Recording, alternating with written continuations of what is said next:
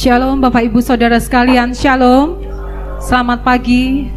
Puji Tuhan kita bisa beribadah kembali di tempat ini di hari Jumat Agung. Hari ini kita memperingati hari kematian Tuhan Yesus kita di kayu salib. Dia adalah Allah, penguasa, pencipta langit dan bumi. Dia rela ke dunia, turun mengambil rupa sebagai hamba sampai mati di kayu salib. Itu semua karena kasih-Nya kepada kita. Seharusnya kitalah orang berdosa yang disalib, tapi Tuhan mau menggantikan kita supaya kita beroleh kehidupan yang kekal bersama Bapa di surga. Mari hari ini kita siapkan hati kita. Kita mau datang beribadah, berbakti kepada Tuhan. Kita mau mengagumi segala perbuatannya yang dahsyat dan ajaib. Bahwa hidup kita, persembahan kita, pujian kita hanya bagi Yesus yang sudah mati di kayu salib. Kami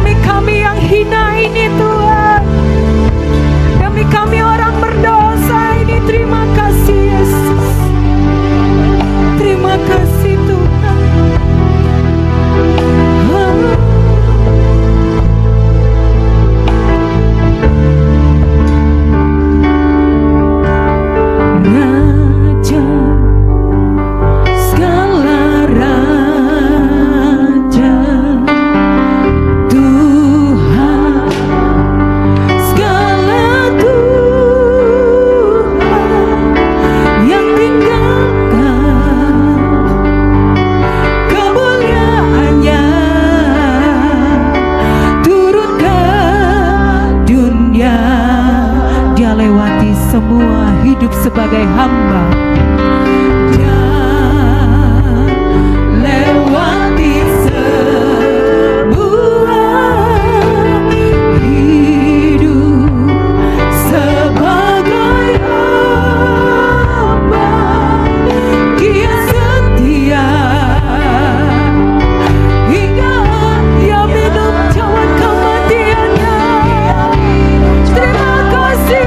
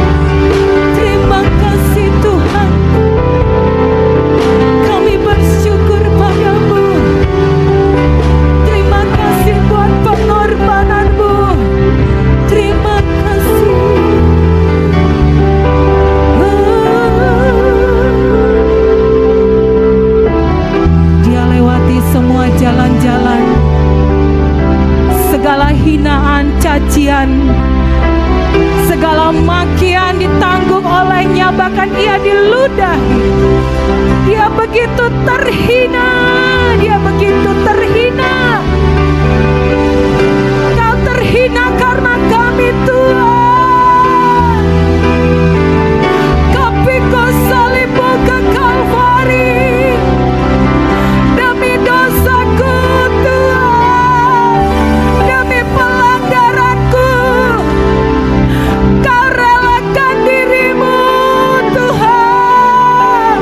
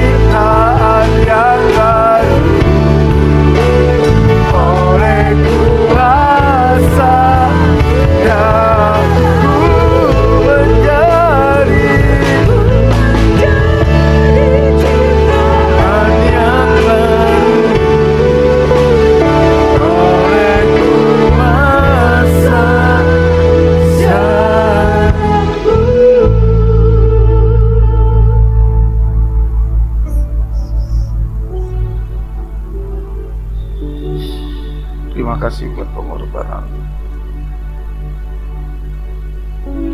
Oh Tuhan, mau mati bagiku, mau mati bagi kami semua.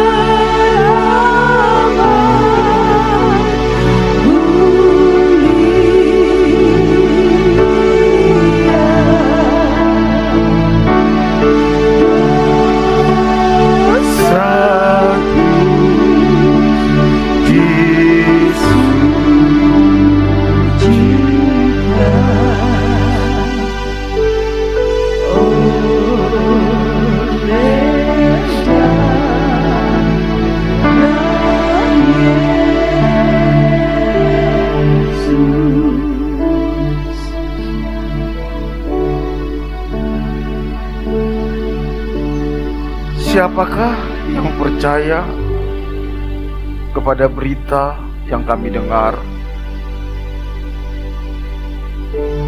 Dan kepada siapakah tangan kekuasaan Tuhan dinyatakan?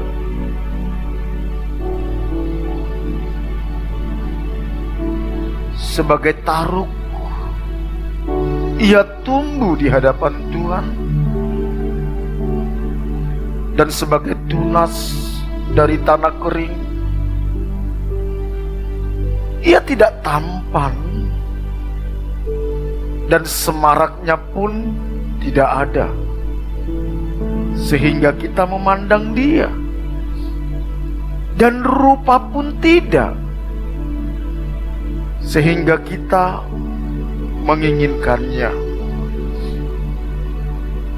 Ia dihina dan dihindari orang,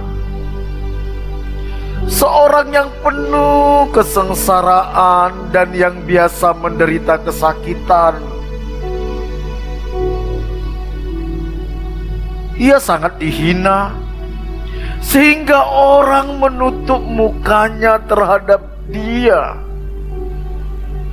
Dan bagi kita pun, dia tidak masuk hitungan. Tetapi sesungguhnya penyakit kitalah yang ditanggungnya, dan kesengsaraan kita yang dipikulnya.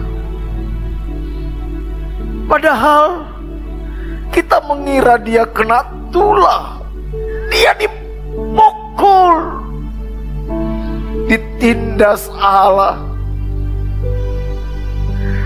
Tetapi dia tertikam oleh karena pemberontakan kita. Dia diremukkan oleh karena kejahatan kita. Ganjaran yang mendatangkan keselamatan bagi kita ditimpahkan kepadanya, dan oleh bilur-bilurnya kita menjadi sembuh. Kita sekalian sesat seperti domba. Masing-masing kita mengambil jalannya sendiri, tetapi Tuhan telah menimpahkan kepadanya kejahatan kita sekalian. Dia dianiaya, tetapi dia membiarkan dirinya ditindas, dan tidak membuka mulutnya seperti anak domba yang dibawa ke pembantaian, seperti induk domba yang keluh di depan orang-orang yang menggunting bulunya. Ia tidak membuka mulutnya. Sesudah penahanan dan penghukuman ia terambil. Dan tentang nasibnya, siapakah yang memikirkan? Sungguh, ia terputus dari negeri orang-orang hidup, dan karena pemberontakan umatku, ia kena tulah. Orang menempatkan kuburnya di antara orang-orang fasik, dan dalam matinya ia ada di antara penjahat-penjahat. Sekalipun ia tidak berbuat kekerasan dan tipu tidak ada dalam mulutnya, tetapi Tuhan berkehendak meremukkan dia dengan kesakitan. Apabila ia menyerahkan dirinya sebagai korban penebus salah, ia akan melihat keturunannya, umurnya akan lanjut, dan kehendak Tuhan akan terlaksana olehnya.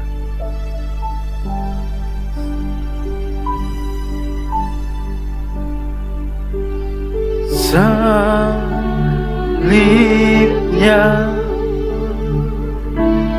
salibnya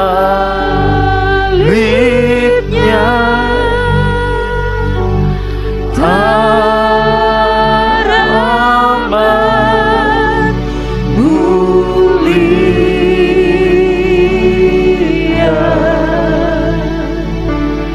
dosaku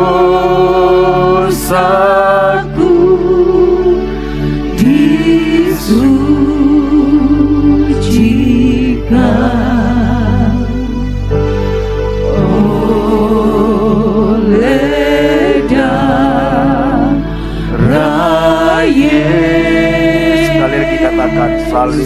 salibnya. Salibnya,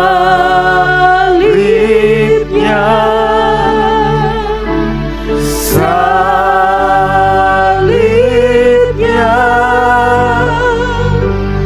teramat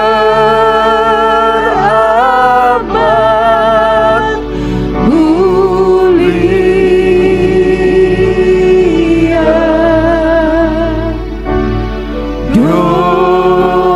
Dosaku disucikan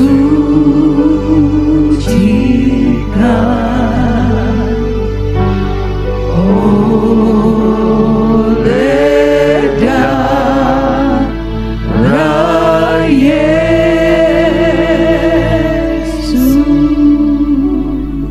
Terima kasih Tuhan. Kau diremukkan, Kau mati bagi kami, supaya kami bisa melihat kehidupan. Terima kasih buat pengorbanan.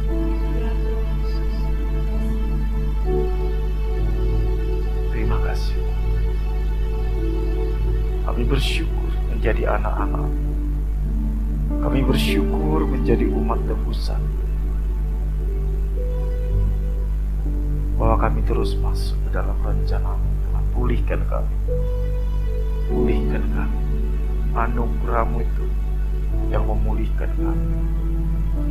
Terima kasih Bapa. Berbicara Engkau di tengah-tengah kami. Nyatakan isi hati.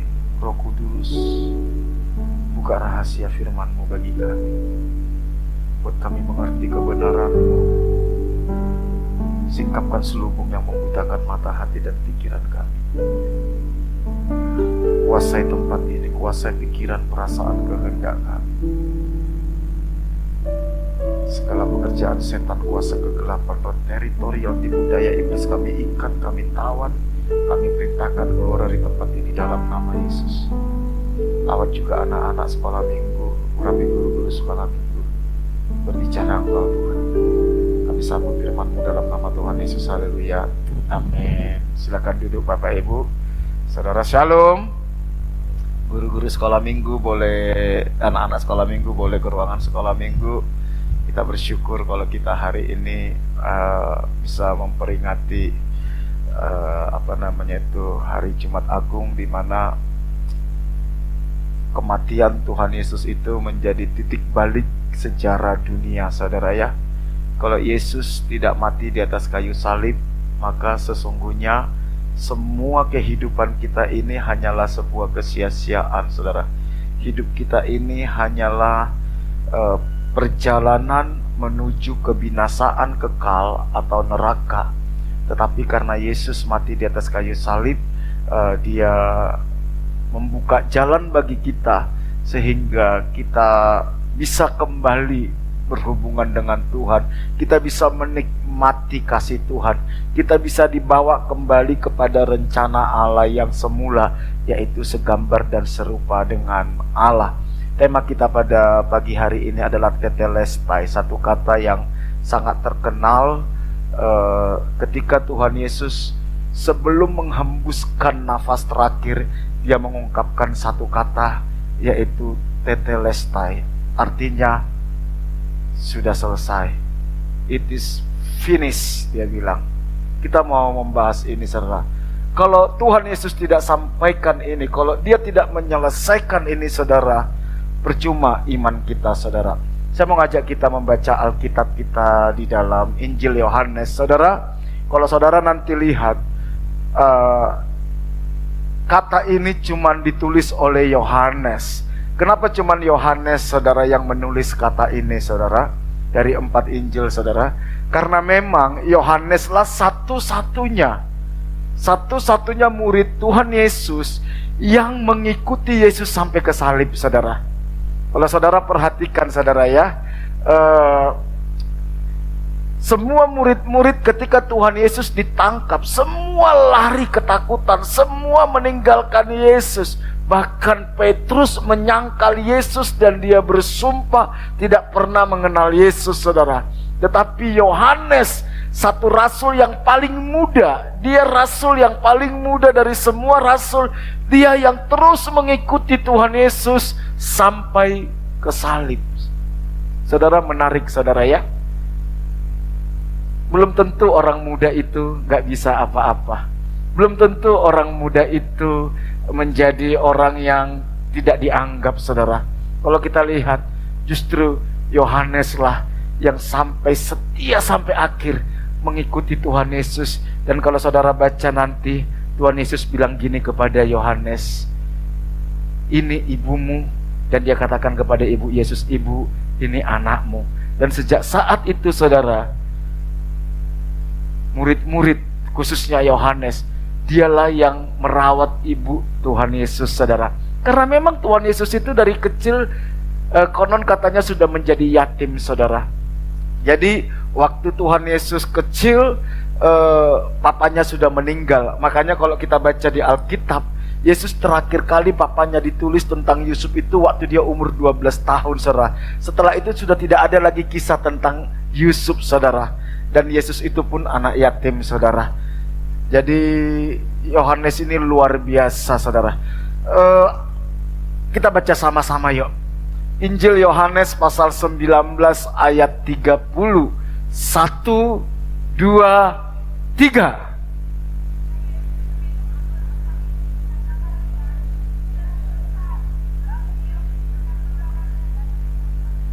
Sesudah Yesus meminum anggur asam itu,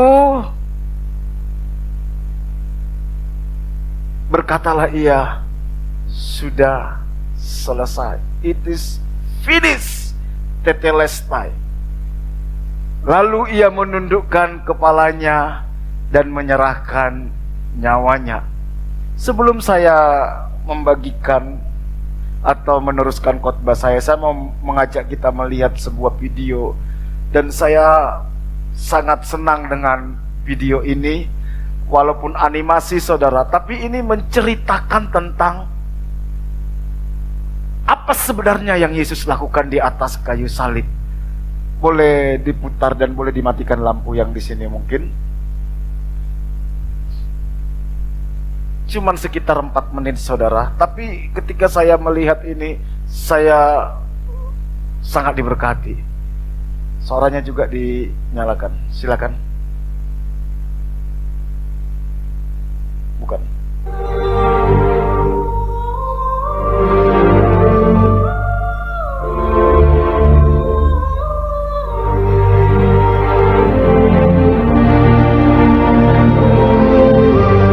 Apa sebenarnya yang Tuhan Yesus tanggung di atas kayu salib, saudara?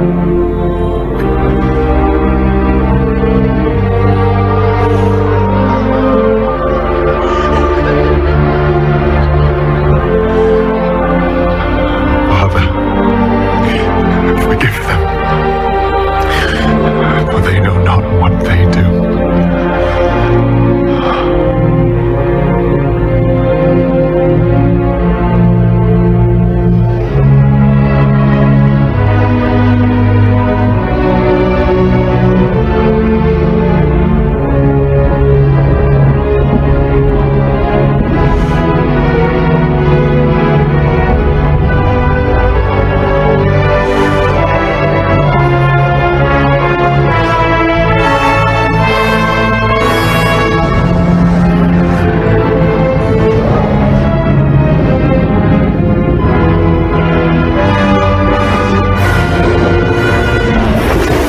Dosa kita dilimpahkan kepada Dia, penghukuman dilimpahkan kepada Dia, kutuk dilimpahkan kepada Dia, penyakit kita, maut.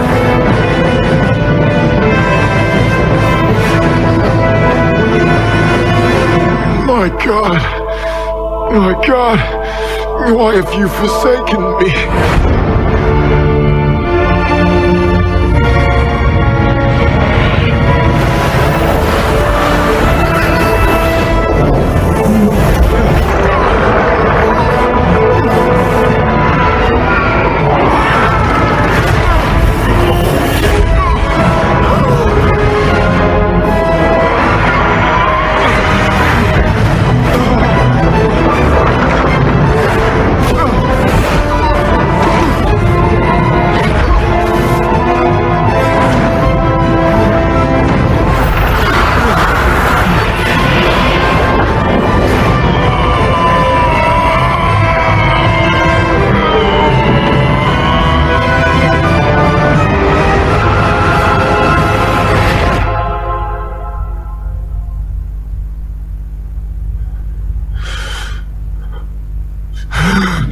finished.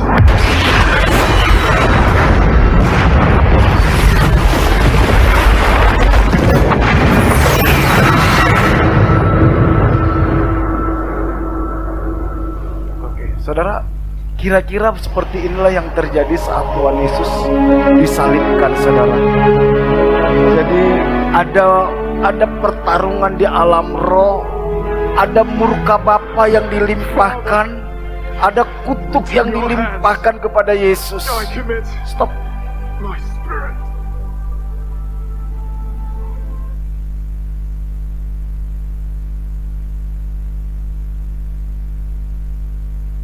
Oke. Bapak, Ibu, Saudara yang dikasihi Tuhan, kalimat tetelestai atau sudah selesai merupakan kalimat terakhir yang diucapkan oleh Tuhan Yesus di atas kayu salib sebelum dia menyerahkan nyawanya. Kenapa dia harus berkata tetelestai? It is finished. Kalimat ini merupakan kalimat yang memberikan harapan baru bagi seluruh umat manusia, saudara. Kalimat ini merupakan memberikan harapan baru bagi seluruh umat manusia. Kalimat ini menjadi salah satu kalimat yang paling indah di dalam Alkitab. Karena kalau Yesus tidak selesai, makanya semua iman kita menjadi sia-sia. Semua perjalanan iman kita menjadi sia-sia. Tapi karena Dia sudah selesai, maka iman kita menjadi tidak sia-sia, saudara. Tetelestai ini biasanya kata yang dikeluarkan oleh seorang pemahat patung, saudara. Di zaman dulu itu, di masa Yunani, saudara, para pemahat patung biasanya mereka mengerjakan pahatannya itu, dan setelah selesai dia mengerjakan pekerjaannya dan merasa tidak ada lagi yang perlu ditambahkan, maka dia akan berkata tetelestai. Atau ketika seseorang mau naik ke puncak Gunung Everest, saudara, gunung tertinggi di dunia, dengan perjuangan panjang dia ke sana mempertaruhkan nyawa. Begitu sampai di atas Gunung Everest, dia akan berkata tetelestai. Ini ungkapan yang sering dipakai. Saya rindu ketika kita nanti menghadap Tuhan, kita berani berkata seperti Tuhan Yesus bilang apa? Tetelestai. Semua rencana Tuhan selesai kita kerjakan. Bukankah itu yang dikatakan oleh Rasul Paulus? Aku telah mengakhiri pertandingan iman dengan baik, dan sekarang tersedia bagiku mahkota kehidupan. Kata tetelestai ini, saudara, dari bahasa Yunani, bentuk katanya itu perfect tense, saudara. Perfect tense. Kalau kita belajar tenses di bahasa Inggris, saudara, artinya apa? Sudah selesai di masa lalu, sudah masih selesai sekarang, dan selesai di masa depan. Jadi karya pengorbanan Tuhan Yesus tidak perlu lagi ditambahi, saudara. Karya pengorbanan Tuhan Yesus sudah cukup. Nanti kita lihat apa yang sudah selesai. Pengorbanan Kristus di atas kayu salib selesai dan sempurna, serta nggak perlu lagi ditambahkan untuk hidup kita. Nggak perlu. Pengorbanan Tuhan Yesus itu cukup untuk jaminan keselamatan kita. Pengorbanan Tuhan Yesus itu sudah cukup menjadi jaminan bahwa kita hidup berkemenangan. Pengorbanan Tuhan Yesus itu sudah cukup bahwa dosa-dosa kita sudah diampuni. Pengorbanan Tuhan Yesus itu sudah cukup membuat kita bahagia. Seberapa berharga pengorbanan Tuhan Yesus bagi kita? Atau kita masih ingin tambahkan dengan yang lain? Itu artinya kita menghina pengorbanan Tuhan Yesus.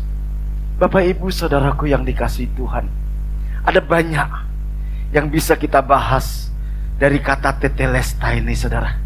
Tapi saya mau bagikan beberapa hal saja, saudara. Apa arti kata finish ketika Tuhan katakan di atas kayu salib, saudara? Yang pertama, semua tujuan kedatangan Tuhan Yesus dari surga, yaitu melakukan kehendak Bapa, sudah selesai. Yesus taat kepada Bapa sampai mati. Bapak Ibu Saudara yang dikasihi Tuhan, perhatikan. Dosa itu apa sih? Meleset dari rencana Tuhan, betul? Itu yang disebut dengan hamartia. Yesus selama 33,5 tahun, tidak ada satupun rencana Tuhan, tidak ada pun satupun maksud Bapa dalam hidupnya yang meleset. Semua dia selesaikan dengan sempurna. Dari kelahirannya, masa pertumbuhannya, masa dewasanya, karya pelayanannya, semua dia selesaikan dengan sempurna. Karena dia bisa menyelesaikan dengan sempurna, dia dibangkitkan, saudara. Yohanes 6 ayat 38 dikatakan, sebab aku telah turun dari surga bukan untuk melakukan kehendakku, tetapi untuk melakukan kehendak Dia yang telah mengutus aku. Bapak Ibu, mari kita belajar dari Tuhan Yesus. Yesus datang dari surga bukan untuk melakukan kehendaknya, tapi untuk melakukan kehendak Bapa. Makanya dia katakan, makananku adalah melakukan kehendak Bapakku dan menyelesaikan pekerjaan-pekerjaannya. Kalau Yesus bisa menyelesaikan pekerjaan Bapa, kita sebagai anak-anak Tuhan, Tuhan mau kita pun melakukan kehendak Bapa dan menyelesaikan pekerjaannya. Pengorbanan Kristus itu menjadi jaminan bahwa kita bisa menyelesaikan pekerjaan Bapa dalam hidup kita. Pengorbanan Tuhan Yesus itu menjadi jaminan bahwa kita bisa menggenapi rencana Bapa dalam hidup kita. Bapak Ibu Saudaraku yang dikasihi Tuhan, mungkin kita selalu berkata gini, kita ini kan manusia biasa loh Pak, punya banyak kelemahan. Sebenarnya bukan karena itu, saudara, tapi karena kita nggak mau sungguh-sungguh. Tuhan Yesus bilang gini, kamu akan melakukan pekerjaan-pekerjaan seperti yang aku lakukan, bahkan lebih besar dari apa yang aku lakukan. Jadi ketika Yesus di atas kayu salib, dia katakan tetelestai. Dia puas karena apa? Dia bisa menyelesaikan semua rencana Bapa dalam hidupnya, saudara. Dan Tuhan mau kita pun menyelesaikan apa menjadi rencana Bapa dalam hidup kita. Mari kita sungguh-sungguh. Kalau kita di dalam Tuhan, kita menerima anugerah Tuhan, kita mari sungguh-sungguh untuk mencari apa sebenarnya rencana Bapa dalam hidup saya, apa sebenarnya kehendak Bapa dalam hidup saya. Saya mau menyelesaikan itu. Bapak Ibu, ketika kita memperingati hari kematian Tuhan Yesus, hendaknya biar ini menjadi tekad kita. Tuhan, sama seperti Engkau menyelesaikan kehendak Bapa dalam hidupmu, saya pun mau menyelesaikan kehendak Bapa dalam hidupku. Itulah yang disebut dengan keselamatan, dikembalikan kepada rancangan Allah yang semula, yaitu segambar dan serupa dengan Allah, memiliki pikiran, perasaan, kehendak Tuhan. Yang kedua saudara, Roma 5 ayat 19 dikatakan, jadi sama seperti oleh ketidaktaatan satu orang, semua orang telah menjadi orang berdosa, demikian pula oleh ketaatan satu orang, semua orang menjadi benar. Lihat, ketaatan Yesus di atas kayu salib, sampai mati di atas kayu salib, itu membuat kita menjadi benar di hadapan Bapa. Jadi saudara, perhatikan, kita ini benar bukan karena perbuatan baik kita, saudara. Bukan karena perbuatan baik kita. Alkitab katakan tidak seorang pun yang benar. Bahkan kebenaran kita itu seperti kain kotor, kata Alkitab. Bahasa aslinya bukan kain kotor, saudara. Kain pembalut wanita, saudara, menjijikkan. Kita ini benar karena kita dibenarkan. Siapa yang membenarkan? Bapa, lewat pengorbanan Tuhan Yesus. Itu yang disebut dengan anugerah, saudara. Saudara, anugerah itu adalah pemberian cuma-cuma. Kalau misalnya, saya ambil contoh, saudara, saya ambil contoh. Kalau ada seorang bapak, dia punya satu anak, saudara. Dia satu anak. Terus anak ini dibunuh oleh orang lain, saudara. Anak ini dibunuh oleh orang lain. Terus bapak bilang, ya udahlah, saya mengampunimu. Itu kebaikan. Itu kebaikan. Dia ampuni orang yang membunuh anaknya. Dia lupakan kesalahan yang membunuh anaknya. Tapi anugerah tidak seperti itu. Misalnya si A punya anak, dia punya anak tunggal, dibunuh oleh si B. Dia datang kepada yang membunuh anaknya dan dia berkata gini, saya sudah mengampuni dosamu, saya sudah mengampuni kesalahanmu, dan aku mau engkau menjadi anakku. Wow. Adakah yang sanggup melakukan itu, saudara? Aku mau engkau menjadi anakku. Dan itu yang Bapa lakukan, saudara. Dia punya anak tunggal,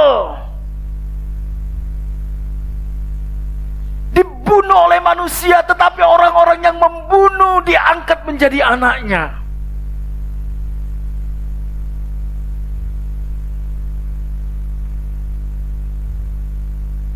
Kalau sudah seperti ini, masihkah kita ragu bahwa Tuhan mengasihi kita? Masihkah kita ragu bahwa Tuhan gak peduli sama kita, bahwa Tuhan peduli sama kita? Masihkah kita ragu bahwa Tuhan menjamin masa depan kita?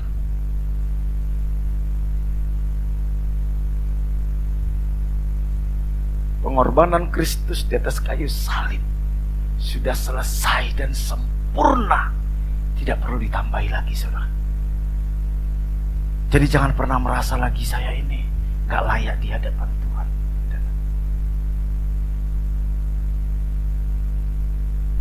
Yang kedua, apa arti tetelestai, saudara?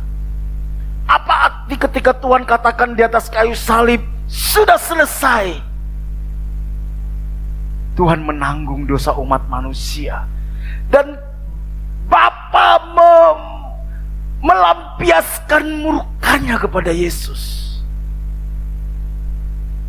Harusnya kitalah orang-orang yang dimurkai. Harusnya kitalah orang-orang yang harus disalibkan. Harusnya kitalah orang-orang yang harus dibinasakan. Roma 1 ayat 8 bilang gini, saudara. Sebab murka Allah nyata dari sorga atas segala kefasikan dan kelaliman manusia yang menindas kebenaran dengan kelaliman. Tapi Roma 6 ayat 23 katakan, sebab upah dosa adalah maut, tetapi kasih karunia Allah ialah hidup yang kekal di dalam Kristus Yesus Tuhan kita. Di atas kayu salib Tuhan selesaikan itu, saudara. Dosa kita itu dilimpahkan kepada Yesus. Murka Bapa dilimpahkan kepada Yesus. Bapak tidak pernah kompromi dengan dosa, saudara. Gak pernah. Bapak gak pernah kompromi. Dosa sekecil apapun serius bagi Tuhan. Tapi semua itu dilimpahkan kepada Yesus. Maka saya suka dengan video tadi, saudara. Waduh, itu menggambarkan luar biasa. Semua kemarahan Bapa, semua kegeraman Bapa itu dilimpahkan kepada Yesus. Makanya di atas kayu salib Tuhan Yesus berteriak, Eloi, Eloi, lama sabachthani. Allahku, Allahku, mengapa engkau meninggalkan aku? Karena saat itu Bapa harus memalingkan wajahnya dari Yesus. Dari kekekalan sampai kekekalan. Bapa tidak pernah berpisah dengan Yesus. Tapi saat itu Bapa harus memalingkan wajahnya demi saudara dan saya diselamatkan.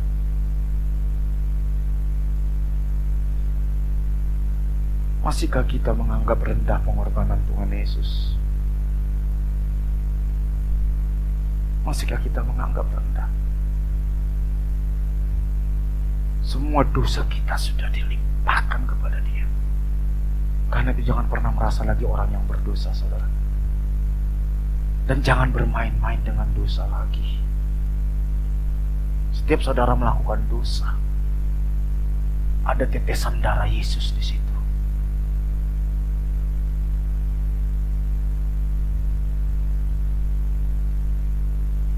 Setiap kita dibenarkan karena Yesus sudah menanggung setiap dosamu.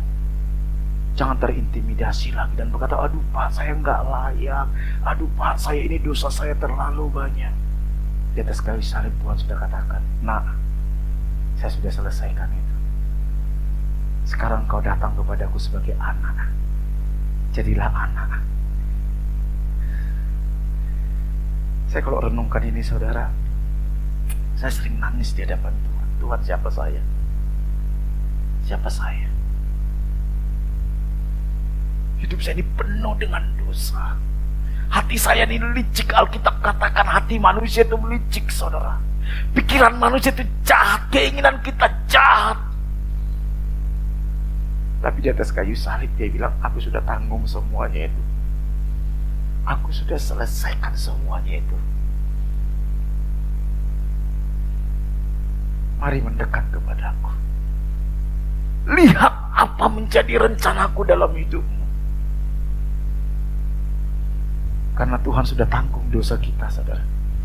Tuhan sudah tanggung dosa saudara-saudara kita.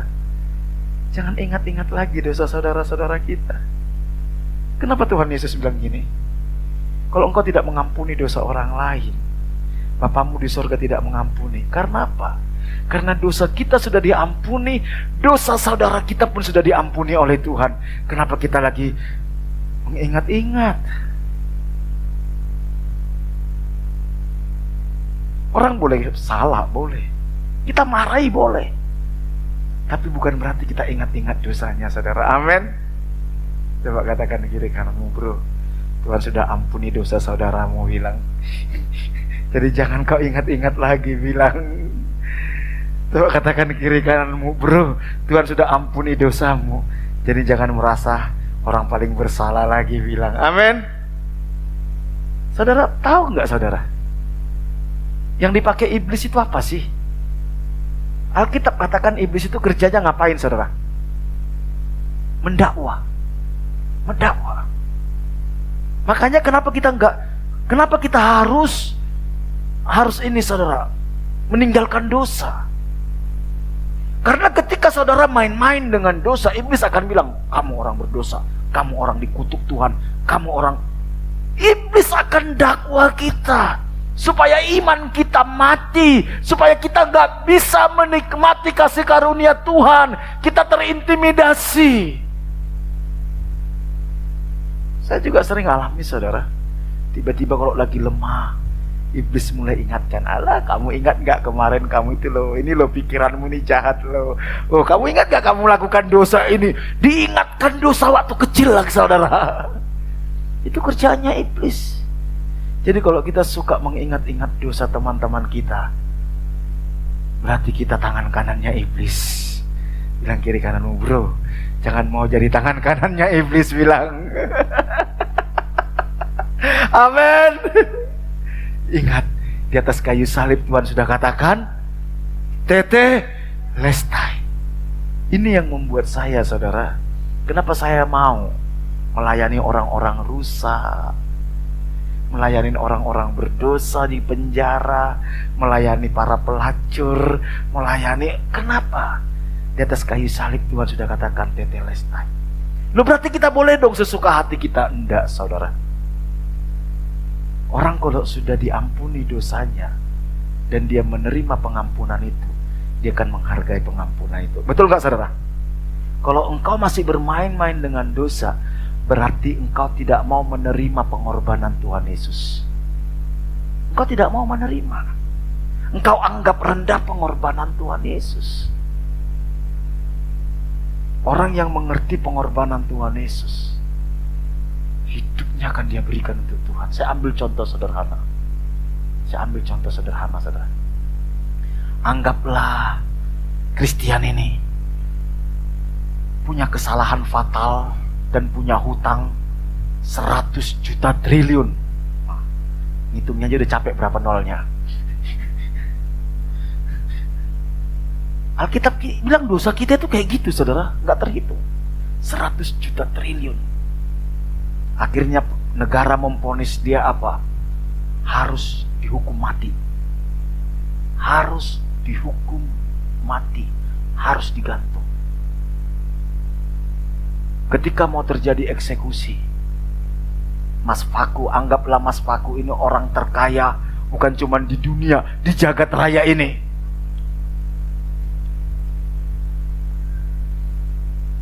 Dia datang kepada presiden, dia bilang, Pak Presiden, aku mengasihi Kristian. Tolong jangan hukum mati dia. Loh, kok enak? Saya yang menjamin, saya bayar semua hutangnya, 100 juta triliun itu. Sama Mas Paku lunasin. Habis itu Kristian dikeluarkan dari penjara. Apa yang dilakukan Kristian? Hah? Apa dia bilang gini, Mas Paku, matur suwun yo, terima kasih yo, Mas, saya kan udah diselamatkan. Aku belum punya mobil loh, aku belum punya rumah loh. Apa dia bilang ngomong gitu? Masa sih 100 juta triliun Mas Paku kasih, masa mobil aja Mas Paku gak mau kasih? Ngomong gitu. Kalau dia datang kayak gitu sama Mas Paku, apa yang Mas Paku bilang? Kurang ajar, wes patah ini bisa. Betul gak? Harus yang dia lakukan apa, saudara? Ketika dia tahu dosanya diampuni, dia dikasih kesempatan hidup. Mas Paku, makasih. Saya tahu saya hidup karena belas kasihan Mas Paku. Izinkan saya mengabdi kepada Mas Paku seumur hidup saya. Betul? Orang yang menghargai kasih karunia Tuhan harusnya seperti itu. Tapi orang yang tidak menghargai kasih karunia Tuhan, dia akan berkata gini, Allah, Tuhan Yesus sudah mati di atas kayu salib, hidup dalam dosa lagi, hidup dalam dosa lagi, hidup dalam dosa. Itu menghina pengorbanan Kristus. Bapak Ibu, mari. Untuk dosa kita, Yesus harus tinggalkan surga. Bukan cuma tinggalkan surga, dia turun ke dunia menjadi pribadi yang sangat hina. Saking hinanya, kandang domba yang bisa menerima dia. Dia harus diludahi, dia harus dipempeleng, dia harus dicambuk, dia harus disalibkan, demi supaya saudara bisa dibawa kembali kepada Bapa. Mari kita hargai pengorbanan Kristus, saudara. Ini yang membuat saya, saudara, total sama Tuhan. Ketika saya tahu saya ini sebenarnya orang berdosa, saya ini sebenarnya masuk neraka, saya mau kasih yang terbaik sama Tuhan. Sampai nafas terakhir saya mau melayani Tuhan. Dan saya percaya kalau waktu kita hidup dalam dosa pun Tuhan mengasihi kita. Kalau waktu kita hidup dalam dosa pun Tuhan pelihara kita. Ketika saudara dan saya mengasihi Tuhan dan melayani Tuhan, gak mungkin Tuhan tidak bela, gak mungkin Tuhan tidak pelihara. Amin. Gak mungkin. Gak mungkin. Daud bilang gini, dulu aku muda, sekarang aku telah menjadi tua. Tidak pernah kulihat orang yang mengasihi Tuhan ditinggalkan dan anak cucunya meminta-minta roti. Gak pernah. Asal kita mengasihi Tuhan, Tuhan jamin hidup kita, saudara. Tuhan jamin bukan cuma hidup kita, anak kita dijamin Tuhan, cucu kita dijamin Tuhan. Yesus tanggung dosa umat manusia, dosa saya, dosa saudara, dosa semua. Loh, terus kita buat apa, Pak? Berbuat baik. Udah ditanggung Tuhan kok. Kita melayani Tuhan bukan supaya kita masuk surga, saudara. No. Kita melayani Tuhan bukan supaya kita berkenan kepada Tuhan. Tidak, saudara. Tidak ada satupun perbuatan baik kita yang membuat kita layak masuk surga. Kita melayani Tuhan karena kita berterima kasih, karena Tuhan sudah selamatkan saya dari neraka, karena Tuhan sudah tebus dosa saya. Sama seperti tadi Christian, karena sudah ditebus, tidak jadi dihukum mati, saudara. Dia akan berkata kepada Mas Paku, Mas Paku, izinkan saya mengabdi, melayani Mas Paku seumur hidup saya. Harusnya mental ini yang harus kita bangun, saudara. Harusnya ini. Yang ketiga, membayar lunas hutang dosa kita. Saudara, perhatikan, dosa itu hutang. Hutang nyawa. Orang yang hidup dalam dosa adalah orang yang berhutang nyawa. Saat Adam dan Hawa tidak tunduk kepada Tuhan, perhatikan, mereka sudah menyerahkan nyawa mereka kepada iblis. Saat saudara dan saya memberontak kepada Tuhan, kita menyerahkan nyawa kita kepada iblis. Kenapa Yesus harus mati? Nyawa harus diganti dengan nyawa. Yesus sudah bayar nyawa kita. Jangan kau gadaikan lagi, saudara. Ada banyak orang Kristen sudah ditebus oleh Tuhan, dia gadaikan lagi sama iblis, saudara. Lewat apa? Dosa. Agar kita bisa lepas dari cengkraman kuasa kegelapan, maka Tuhan harus tebus. 1 Petrus 1 ayat 18-19 dikatakan seperti ini. Sebab kamu tahu bahwa kamu telah ditebus dengan cara hidupmu yang sia-sia yang kamu warisi dari nenek moyangmu itu. Saudara, ada warisan nenek moyang dalam hidup kita, yaitu kutuk dosa, saudara. Kutuk dosa itu yang menghasilkan kehidupan gaya hidup dosa. Itu kita warisi dari nenek moyang kita. Makanya anak kecil walaupun gak diajari berbohong, dia berbohong. Makanya anak kecil walaupun tidak diajari iri hati, dia bisa iri hati. Karena diwarisi dari nenek moyang. Tetapi Yesus tebus, saudara. Dia ambil kembali itu, dia bayar lunas. Sebab kamu tahu bahwa kamu telah ditebus dari cara hidupmu yang sia-sia, yang kamu warisi dari nenek moyangmu itu, bukan dengan barang fana, bukan pula dengan perak, bukan dengan emas. Tidak ada satupun yang bisa menebus nyawa kita, saudara. Seluruh dunia tidak mampu membayar dosa kita. Satu-satunya yang bisa membayar dosa kita adalah nyawa yang tidak berdosa. Semua makhluk di dunia ini sudah berdosa, saudara. Satu-satunya yang tidak berdosa adalah Tuhan. Satu-satunya yang tidak berdosa Tuhan. Itulah sebabnya kenapa Dia yang adalah Tuhan, pencipta langit dan bumi dan segala isinya, Dia harus turun menjadi manusia. Karena yang Dia bayar adalah nyawa kita, saudara. Jadi kalau ditanya, seberapa berharganya dirimu?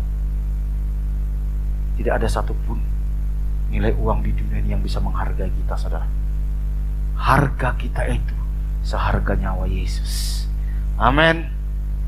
Hargamu itu seharga nyawa Yesus. Karena itu jangan rendahkan dirimu. Karena engkau gak punya uang, karena engkau gak punya mobil, karena engkau gak punya rumah, engkau merasa dirimu rendah. No. Saya selalu katakan kepada jemaat, keberhargaan kita bukan karena uang kita, bukan karena mobil kita, bukan karena harta kita, bukan karena pendidikan kita. Keberhargaan kita sejauh mana saudara menerima anugerah itu dan menghargai anugerah itu. Itulah harga kita. Walaupun engkau miskin, kalau engkau menghormati Yesus, engkau berharga. Walaupun orang ini kaya raya, kalau dia tidak menghormati Yesus, sesungguhnya dia tidak bernilai, saudara. Saudara ingat orang kaya dan juga Lazarus yang miskin di Alkitab. Saudara ingat itu? Mungkin di dunia dia berharga, dia disanjung-sanjung banyak orang. Sampai berapa lama di dunia, saudara? Alkitab katakan cuma 70-80 tahun. Iya, kalau 70-80 tahun, sekarang orang 50 tahun sudah selesai, saudara. Setelah itu apa dia? Jadi apa? Gak berharga, dia dibuang ke neraka. Tetapi Lazarus yang miskin, seorang pengemis, dia berharga, dia duduk di pangkuan Abraham, saudara. Wah, ini yang membuat saya bangga, saudara. Ini yang membuat saya percaya diri mau ngomong di hadapan siapa saja. Bukan karena saya pendeta, bukan karena saya hebat, bukan karena saya punya ini, punya itu. Saya bisa percaya diri karena saya tahu saya berharga, karena Yesus sudah mati buat saya, karena Yesus sudah tebus saya. Amin. Mari saudara, jangan pernah kau menilai orang lain, menganggap orang lain berharga atau tidak berharga karena hartanya. Tapi lihatlah sejauh mana orang itu menghargai Tuhan Yesus, sejauh mana dia menghargai kasih karunia. Itulah keberhargaan kita, saudara. Karena Tuhan tebus kita bukan dengan emas, bukan dengan perak, melainkan dengan darah yang mahal, yaitu darah Kristus, yang sama seperti darah domba, anak domba yang tidak bernoda dan tidak bercacat. Saudara, wow, luar biasa. Saya tadi pagi ketika nyanyikan lagu, tadi pagi saya tiba-tiba ingin nyanyi lagu ini, saudara.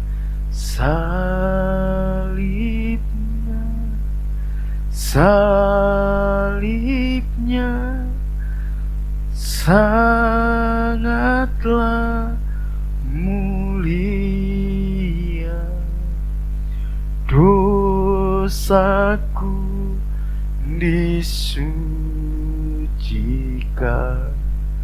oleh darah Yesus. Saya nangis, saudara. Kalau tidak ada salib, kalau tidak ada darah Yesus, Alkitab katakan dalam kitab Mazmur, kita ini sama seperti hewan yang harus dibinasakan. Jadi sekaya apapun orang, saudara, setinggi apapun pendidikan seseorang, setinggi apapun jabatan seseorang, kalau dia tidak menghormati Yesus, tidak menghormati pengorbanan Kristus di hadapan Tuhan, dia sama seperti hewan yang harus dibinasakan. Makanya kepada orang kaya di Alkitab, dia langsung dibuang ke neraka dan dia tidak bernilai di hadapan Bapa. Karena dia tidak menghormati Tuhan. Dia tidak mau tahu apa maunya Tuhan dalam hidupnya. Dia tidak mau tahu apa rencana Tuhan dalam hidupnya. Dia gak mau peduli kenapa Tuhan berkati dia berlimpah-limpah. Ketika dia diberkati oleh Tuhan, dia pakai semuanya itu hanya untuk bersenang-senang. Alkitab katakan dia suka pesta, dia suka berpakaian ungu, dia kumpul berpesta. Itu bukti bahwa dia tidak menghormati Tuhan. Saudara, seberapa kita menghormati Tuhan dalam hidup kita? Karena kita sudah dibeli, saudara. Karena kita sudah dibeli, berarti kita milik siapa, saudara? Milik Kristus. Saya suka kasih ilustrasi ini, saudara. Kalau seandainya Wahyu menggadekan handphonenya ke sebuah pegadaian, saudara. Pek. Terus Wahyu nggak punya uang untuk menebus handphone itu. Terus saya ambil handphone itu. Saya bilang, biar saya tebus handphone itu. Pek. Saya bayar lunas. Sekarang handphone milik siapa, saudara? Milik saya. Betul? Milik saya. Mau saya buang boleh? Mau saya hancurkan boleh? Mau saya kasih orang lain boleh? Boleh. Saudara, begitu juga dengan hidup kita. Tahukah saudara? Hidup kita ini sudah tergadai sama iblis. Dosa membuat hidup kita ini digadekan kepada iblis. Yesus mati di atas kayu salib. Dan dia bilang, saya bayar lunas, cash, dengan darahku, tanpa cicilan. Sekarang milik siapa, saudara? Milik Yesus. Pertanyaannya, sejauh mana kita sadar bahwa kita ini milik Tuhan? Tuhan boleh lakukan apa saja dalam hidup kita. Kalau saya sudah tebus handphonenya Wahyu dari pegadaian, saya pasti pelihara handphone ini. Betul? Karena handphone ini berharga bagi saya. Kalau rusak, saya pasti perbaiki. Betul? Kalau diperbaiki tetap rusak, nggak bisa dipakai, baru diapain? Dibuang. Begitu juga dengan hidup kita, saudara. Sama. Tuhan sudah beli hidup kita, saudara. Lunas. Dia akan terus berjuang memperbaiki hidup kita, supaya hidup kita ini bisa dipakai Tuhan untuk kemuliaannya. Tapi kalau diperbaiki juga tetap gak bisa-bisa, saudara. Diapain, saudara? Dibuang ke neraka, saudara. Saudara, perhatikan ini baik-baik. Hidup kita ini milik Tuhan. Kita sudah ditebus.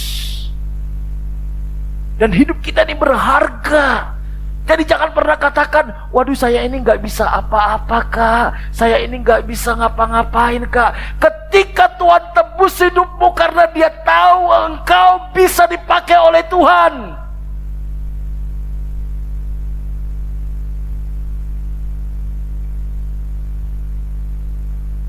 Ada banyak orang di dunia ini yang tidak menerima keselamatan. Jauh lebih pintar, lebih hebat, lebih kaya dari kita. Tapi kenapa anugerah keselamatan itu dikasih kepada kita? Karena engkau berharga dan Tuhan mau pakai hidupmu. Tidak akan mungkin saya beli handphone atau saya tebus handphone, saya cuma simpan di lemari. Saya cas tiap hari, habis baterainya saya cas lagi. Habis itu saya biarkan, habis baterai saya cas lagi. Gak mungkin saya lakukan itu. Gak mungkin Tuhan tebus kita hanya cuma sekedar, ya udahlah tak biarkan aja dia. Pokoknya dia butuh apa saya kasih, dia sakit saya sembuhkan, saya ini. Gak mungkin. Dia tebus kita karena dia mau pakai setiap kita. Relakan dirimu dipakai oleh Tuhan. Yang keempat, apa yang Tuhan selesaikan di atas kayu salib? Menyelesaikan setiap kutuk, saudara. Galatia 3 ayat 13-14 dikatakan, Kristus telah menebus kita dari kutuk hukum Taurat dengan jalan menjadi kutuk karena kita. Sebab ada tertulis, terkutuklah orang yang digantung pada kayu salib. Yesus Kristus telah membuat ini supaya di dalam Dia berkat Abraham sampai kepada bangsa-bangsa lain, sehingga oleh iman kita menerima roh yang telah dijanjikan. Saudara, perhatikan ini baik-baik, saudara. Kita ini orang-orang yang terkutuk. Orang yang hidup dalam dosa itu orang yang terkutuk, saudara. Terkutuk artinya orang yang dihukum, harus dihukum. Tetapi kutuk itu dia limpahkan kepada Yesus. Semua kutuk dalam diri kita, kutuk dosa, kutuk kemiskinan, kutuk sakit penyakit, kutuk apalagi kegagalan, semua itu dilimpahkan kepada Yesus supaya kita menjadi orang-orang keturunan Abraham, saudara. Sama seperti Tuhan memberkati Abraham, Tuhan akan berkati setiap saudara dan saya. Amin. Tapi kalau kita di luar Tuhan, kita tetap hidup di dalam kutuk itu, saudara. Kutuk itu sudah diselesaikan. Jadi jangan berkata lagi, jangan-jangan ini kutuk nenek moyang. No, katakan, bro, semua kutuk sudah selesai, bilang. Jadi nggak ada lagi doa-doa pematahan kutuk. Amin. Amin.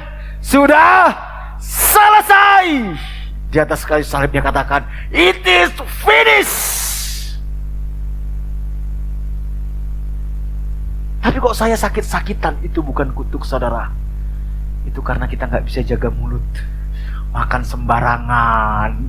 Bukan karena kutuk. Tapi kok saya miskin? Hei, itu bukan karena kutuk. Karena engkau malas, engkau tidak bertanggung jawab, saudara. Engkau tidak disiplin. Itu konsekuensi dari karaktermu, saudara.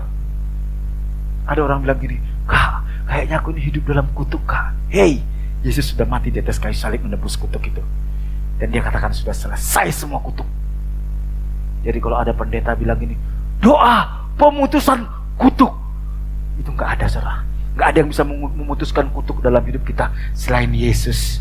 Ketika engkau percaya sama Yesus, engkau tunduk kepada Yesus, engkau taat kepada Yesus, saat itu kutuk putus. Dulu saya nggak ngerti nih, saudara. Senang sekali mata-matahin kutuk, saudara. Tuhan bilang, sudah selesai. It is finished, kata dia. Engkau tinggal menerima. Tuhan sudah sediakan berkat bagimu, saudara. Tuhan sudah sediakan berkat yang Tuhan berikan kepada Abraham. Tuhan sudah sediakan. Pertanyaannya, engkau tidak tahu di mana Tuhan letakkan berkat itu. Betul? Tuhan sediakan. Tapi engkau tidak tahu di mana berkat itu Tuhan selipkan. Itulah pentingnya kita untuk mendekat sama Tuhan. Itulah pentingnya untuk kita taat sama Tuhan, supaya kita tahu, oh ternyata berkat itu Tuhan titipkan lewat Wiwin. Oh ternyata berkat itu Tuhan titipkan di balik sound system ini. Kita mengerti. Kita orang-orang yang diberkati Tuhan. Amin. Saudara dan saya orang-orang yang diberkati Tuhan. Janji Tuhan kepada Abraham itu menjadi bagian kita. Kalau engkau sampai saat ini tidak menerima, bukan Tuhan tidak sediakan, bukan, tapi karena engkau tidak menemukan. Kenapa engkau tidak menemukan? Karena engkau hidup sakarapmu dewe, saudara. Kalau engkau mau berjalan bersama Tuhan, Tuhan akan bawa mujizat itu. Ada di sini loh, nak, kamu ke sini. Saya pernah cerita, saudara, ya. Saya pernah cerita. Saya ini sebenarnya paling gak suka berharap sama manusia, paling gak suka. Satu saat kami mau pulang ke Medan, saudara. Kami mau pulang ke Medan. Saat itu kami gak punya uang. Bayangkan tiket ke Medan 4 orang itu cukup besar, saudara. Satu sore saya ngomong sama istri saya, kok saya digerakkan Tuhan pingin ke rumah si A, saya bilang. Si A. Istri saya bilang, ngapain ke sana? Enggak tahu ya, kok ke sana ya. Terus kami ke sana, saudara. Ternyata betul. Dia bilang gini, Pak, aku ngarap-ngarap Bapak datang ke sini dulu. Ternyata dia punya masalah, dia cerita panjang kali lebar, dia cerita, habis itu kita doakan. Habis cerita kita ngobrol-ngobrol, mulai ngobrol-ngobrol santai, saudara. Dia bilang gini, Pak, kalau Bapak ada pelayanan dalam waktu dekat ke luar kota atau ke Nusa Kambangan, kasih tahu ya, katanya. Loh, kenapa? Saya bilang, oh enggak, biar saya nanti yang biayain, katanya. Oh, untuk waktu dekat belum ada, saya bilang. Karena dalam waktu dekat ini saya mau pulang kampung, saya bilang. Karena saat itu papa saya sakit. Langsung dia bilang gini, saudara. Oh ya, udah gini aja, tiket satu keluarga saya tanggung, katanya. Waduh, coba kalau saya nggak peka saat itu, saudara. Saya pikir ngapain ke rumah orang ini? Ketemu nggak berkat itu, saudara? Ketemu nggak? Tidak. Jadi sebenarnya berkat, pertolongan pertolongan, mujizat itu sudah Tuhan sediakan. Cuman saudara dibutuhkan ketaatan dan kepekaan untuk mendengar suara Tuhan. Oke, mau ke sini, mau ke sini. Ketika saudara taat, percayalah di situ Tuhan sediakan jalan keluar, di situ Tuhan sediakan mujizat, di situ Tuhan sediakan semua keperluanmu. Kalau Yesus sudah mati di atas kayu salib untuk menebus saudara dan saya, nggak mungkin Dia tidak peduli kebutuhan kita, nggak mungkin Dia tidak peduli keluarga kita, nggak mungkin Dia tidak peduli masa depan kita, nggak mungkin. Kalau nyawanya saja Dia kasih, masa yang lain Dia tidak kasih? Nggak mungkin. Kalau engkau tidak dapatkan, bukan karena Tuhan tidak kasih, tapi karena engkau tidak menemukannya, saudara. Kutuk sudah selesai. Kutuk kemiskinan, kutuk kegagalan, itu sudah selesai.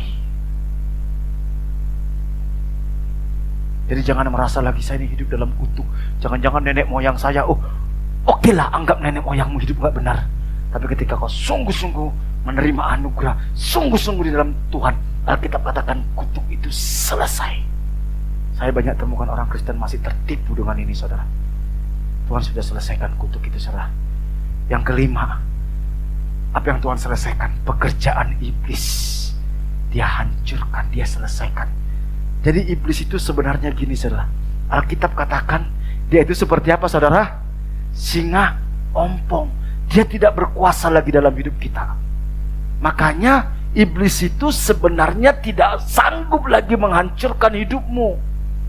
Dia hanya bisa menipu. Apa, saudara? Tipu muslihat iblis, katakan. Ibrani 2 ayat 14 berkata seperti ini.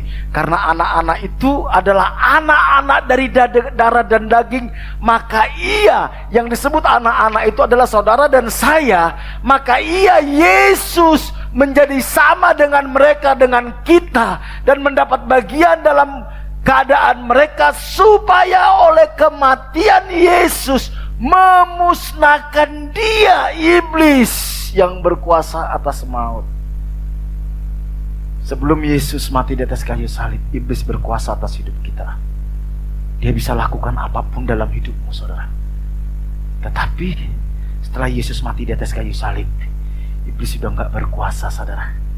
Karena itu, jangan takut sama iblis.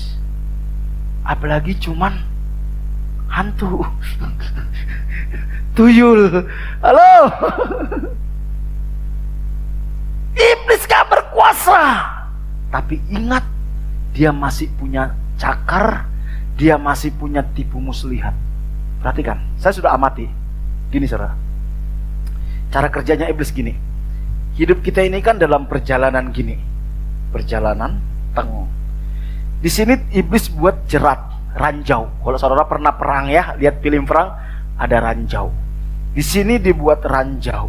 Di sini dibuat ranjau. Dipasang iblis ranjau. Banyak ranjau. Kita berjalan nih. Tuhan ingin menuntun kita.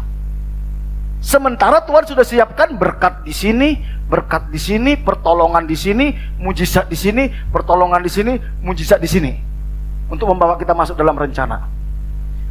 Ada berkat dari Tuhan, ada ranjau dari iblis. Ada berkat dari Tuhan, ada ranjau dari iblis. Ada berkat dari Tuhan, ada ranjau dalam iblis. Hidup kita ini sebuah perjalanan. Oke? Tuhan bilang, kamu lewat kanan. Iblis bilang, oh jangan, lewat kiri. Dia kasih iming-iming. Ketika saudara nggak punya kepekaan rohani, saudara dengar siapa? Dan dia akan kirim semua orang yang bisa dikirim untuk menjebak. Pek, masuk dalam ranjaunya iblis, babak belur. Tuhan bilang, Tuhan tolong. Tuhan angkat jalan. Biasanya kan kayak gitu ya. Kalau udah bermasalah kan datang sama Tuhan, oh senang. Habis itu kita sungguh-sungguh ikut Tuhan. Ketemu mujizat Tuhan. Wow, pertolongan Tuhan mau bertemu. Kita mulai sombong, kita gak peduli sama Tuhan. Masuk lagi dalam perangkap iblis, saudara. Kita mulai dengar iblis, kita gak peduli Tuhan. Plang, masuk lagi dalam ranjau saudara. Waduh, teriak-teriak lagi, Tuhan tolong. Tuhan kirim malaikat, angkat. Tuhan pulihkan. Waduh, karena kita dipulihkan senang, kita mulai rajin pelayanan, rajin doa. Waduh, kita mulai setia. Akhirnya Tuhan bawa kita, ketemu berkat yang Tuhan sediakan, saudara ya. Waduh, diberkati. Mulai gak punya waktu doa lagi, gak punya waktu pelayanan. Saking banyaknya pesanan berkat, saudara. Waduh, akhirnya kita gak bisa lagi dengar suara Tuhan. Yang kita dengar suara siapa, saudara? Iblis. Masuk lagi dalam ranjau. Benar kayak gitu hidup kita? Betul? Makanya dibilang iblis itu nipu. Jadi jangan anggap enteng kalau engkau tidak sungguh-sungguh ikut Tuhan. Waktu anak muda ikut Tuhan sungguh-sungguh, mengasihi Tuhan sungguh-sungguh. Wah, diberkati Tuhan, pekerjaannya enak, wah seneng. Akhirnya saking menikmati pekerjaan, lupa pelayanan, lupa Tuhan.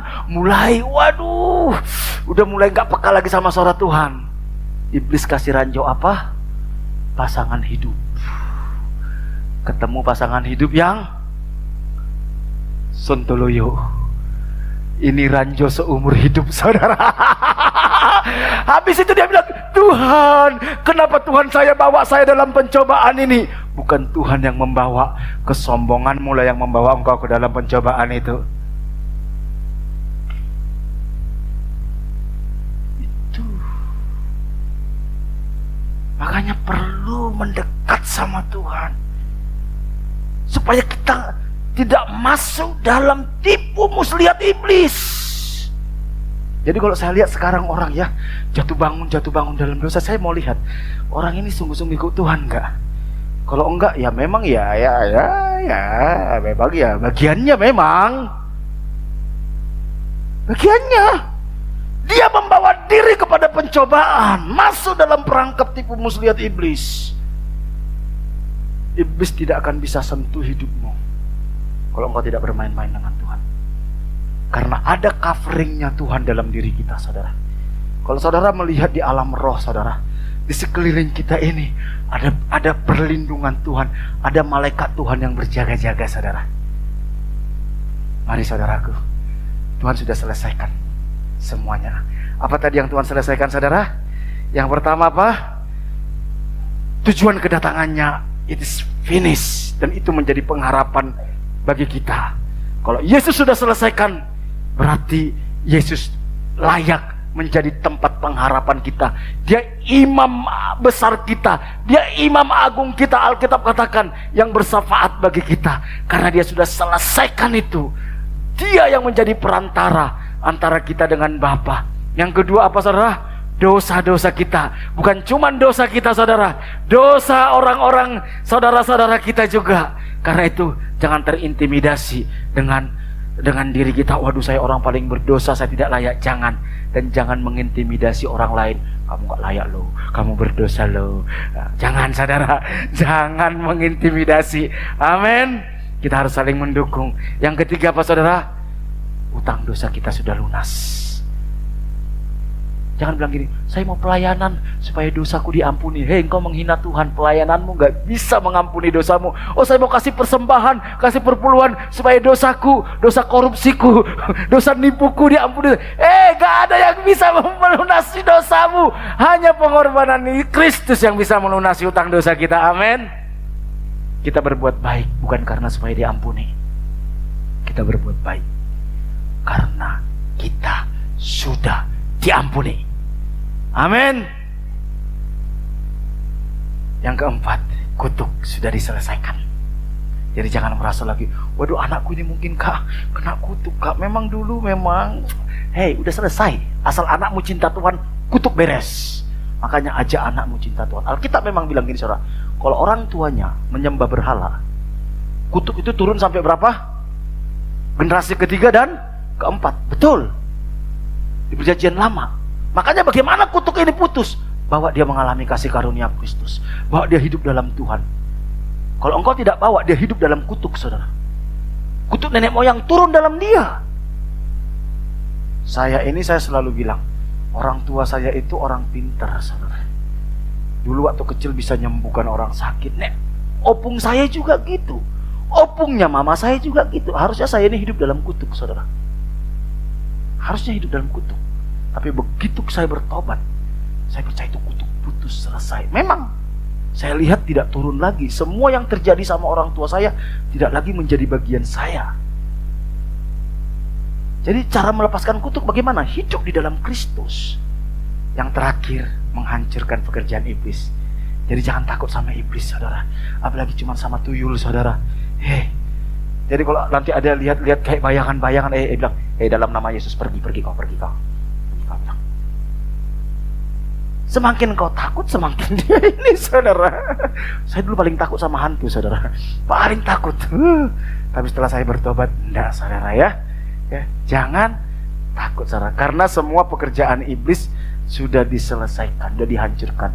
Yang berbahaya tipu muslihat iblis. Ini banyak orang gak ngerti, saudara. Karena tipu muslihat iblis akan masuk lewat 3 hal.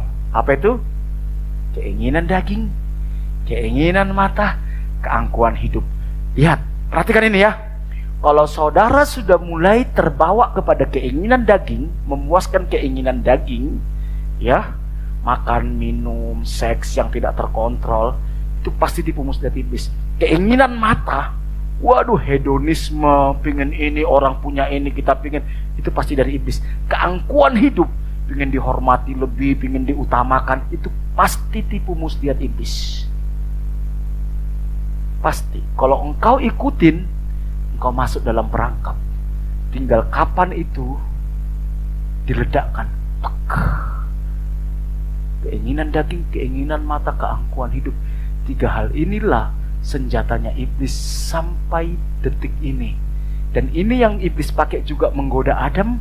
Ini yang dipakai iblis juga untuk menggoda Yesus, saudara. 3 ini, keinginan daging, keinginan mata, keangkuhan hidup. Nanti perhatikan, Adam digoda pakai ini, gagal. Yesus digoda pakai ini, menang, saudara.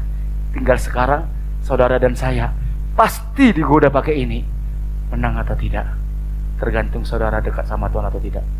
Mari kita bangkit berdiri. Karena salibmu ku hidup. Saudara, kita orang-orang yang diberkati Tuhan, bersyukurlah. Yesus mati di atas kayu salib.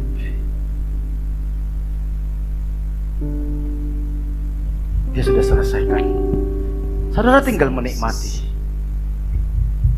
Asal kita tinggal di dalam Tuhan dan Tuhan tinggal dalam kita. Dia katakan minta apa saja. Minta apa saja. Karena dia sudah sediakan memang.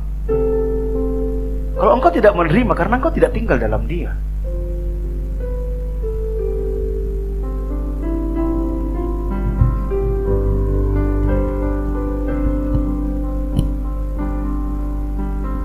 Meskipun tak kulihat tangan yang terpaku, meskipun tak kulihat Saudaraku, kaki yang terpaku, jangan mau terintimidasi lagi sama iblis. meskipun tak kulihat. Mungkin engkau sendiri mengintimidasi dirimu karena engkau ditipu oleh iblis. Namun ku Kita anak-anak Tuhan yang sudah ditebus. Yesus juru Janji Tuhan kepada Abraham, janji yang sama Tuhan berikan kepada kita. Sama seperti Tuhan membawa Abraham, memberkati Abraham, Tuhan juga memberkati kita. Meskipun tak kulihat. Jangan mau dibelenggu oleh dosa. Kita akan masuk dalam perjamuan kudus. Saya minta pelayan perjamuan maju ke depan. Yang kosong, namun ku percaya Yesus juru selamatku.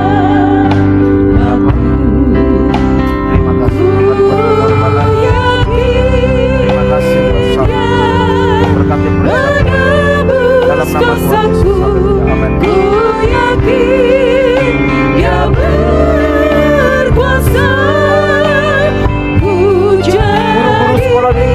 panggil. Dia hidup dalamku, Yesus Juru Selamatku.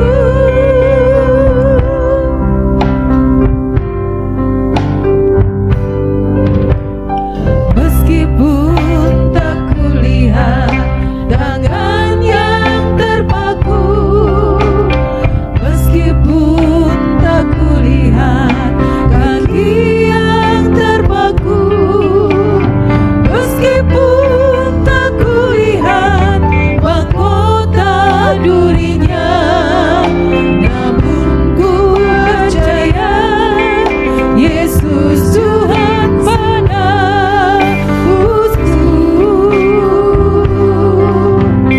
Meskipun tak kulihat lambung yang tertikam, meskipun tak kulihat darah yang mengalir, meskipun tak kulihat kuburnya yang kosong, namun ku percaya Yesus Tuhan penebusku.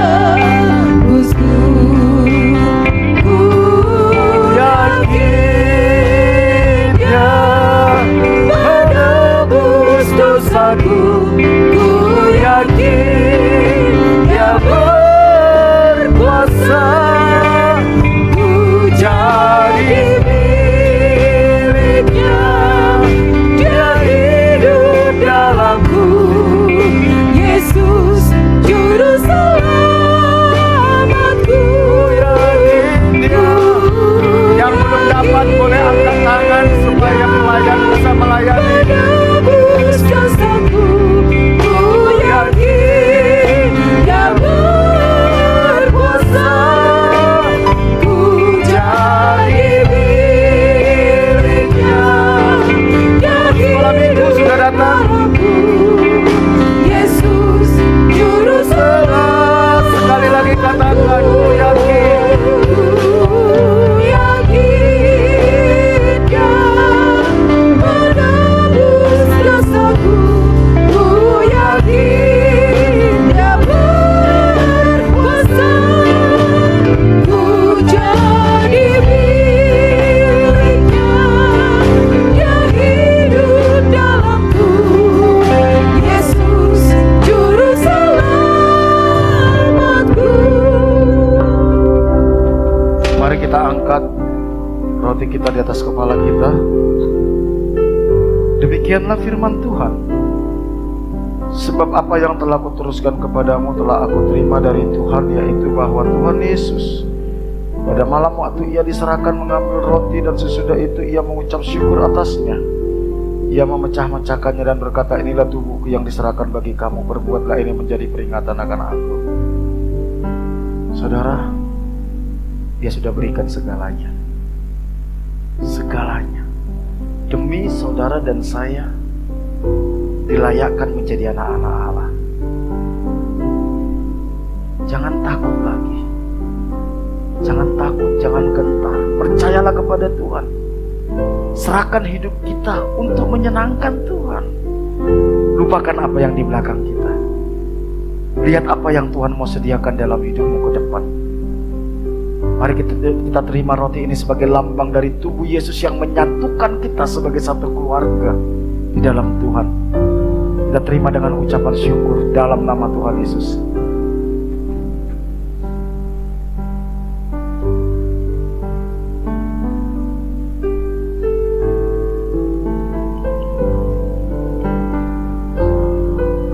Kita angkat cawan kita. Demikian juga ia mengambil cawan sesudah makan lalu berkata, cawan ini adalah perjanjian baru yang dimateraikan oleh darahku. Perbuatlah ini setiap kali kamu meminumnya menjadi peringatan akan aku.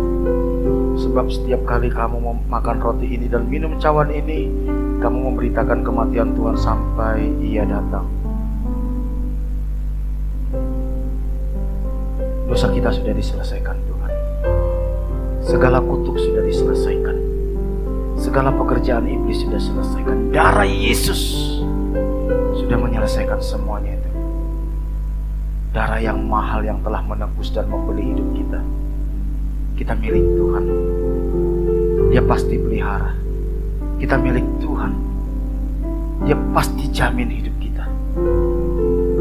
Mari layanilah Tuhan dengan hidup kita, karena dosa kita sudah diampuni. Mari kita terima cawan perjanjian ini, persekutuan dengan darah Yesus. Kita minum dengan ucapan syukur dalam nama Tuhan Yesus. Terima kasih Tuhan. Kami bersyukur buat pengorbanan-Mu. Kami bersyukur buat kasih-Mu Tuhan. Kami bersyukur Bapa. Kami bersyukur Engkau yang menjamin hidup kami. Semua kutuk Engkau sudah selesaikan. Kutuk dosa, kutuk kemiskinan, kutuk kegagalan, kutuk sakit penyakit, Engkau sudah selesaikan di atas kayu salib. Bawa kami masuk dalam rencana-Mu, persekutuan dengan Engkau. Pulihkan kami. Hatiku rindu melihat kemuliaan-Mu. Hatiku rindu melihat curahan kuasa-Mu di kota tercinta. Kotaku tulung agung, ku berdoa tulung agung. Penuh kemuliaan-Mu, tulung agung, bagi kemuliaan-Mu. Ya Allahku, nyatakan kemuliaan-Mu. Ya Allahku, nyatakan curahan kuasa-Mu di kota tercinta. Kotaku tulung agung, ku berdoa tulung agung. Penuh kemuliaan-Mu, tulung agung, bagi kemuliaan-Mu.